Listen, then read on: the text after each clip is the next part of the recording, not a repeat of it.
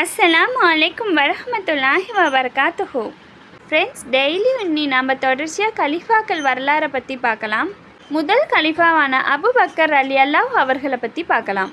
அதுக்கு முன்னாடி சேனலை சப்ஸ்கிரைப் பண்ணாதவங்க சப்ஸ்கிரைப் பண்ணுங்கள். அதே மாதிரி வீடியோவுக்கு லைக் போடுங்க.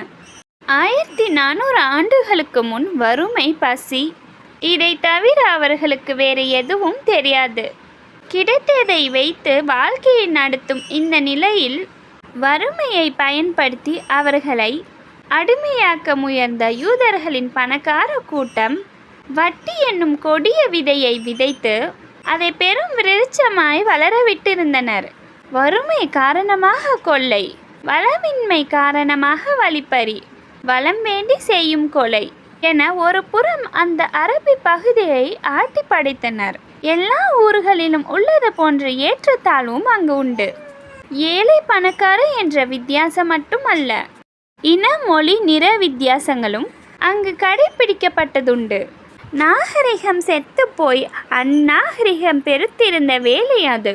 நாகரிகம் பேசினால் அவன் பைத்தியக்காரன், மனிதாபிமானம் பற்றி சிந்தித்தால் அவன் ஏமாளி என்பதுதான் அந்த காலகட்டத்தில் நிலையாக இருந்தது. இறை வழிபாடு கூட கேலி கூத்தாகப்பட்ட காலம் அது. புனித இல்லம் காபாவில் நிர்வாணமாய் வலம் வருவர். குலவை குரல் எழுப்பி கும்மாளம் போடுவதுதான் வழிபாட்டு முறை.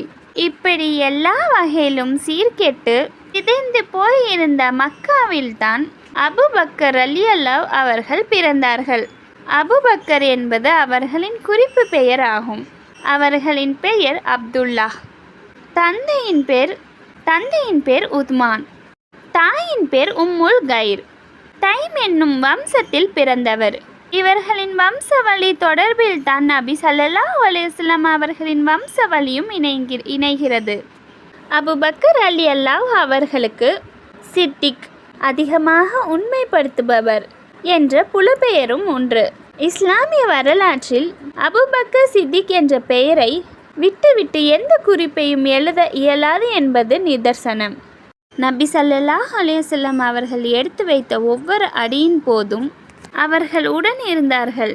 இன்னும் சொல்ல போனால், நீங்கள் நபிதான் என்று வர்கா பின் நௌபல் அவர்கள் கூறிய பின் ஆண்களில் முதலில் இஸ்லாத்தை உண்மை என நம்பி ஏற்றவர்கள் இவர்தான்.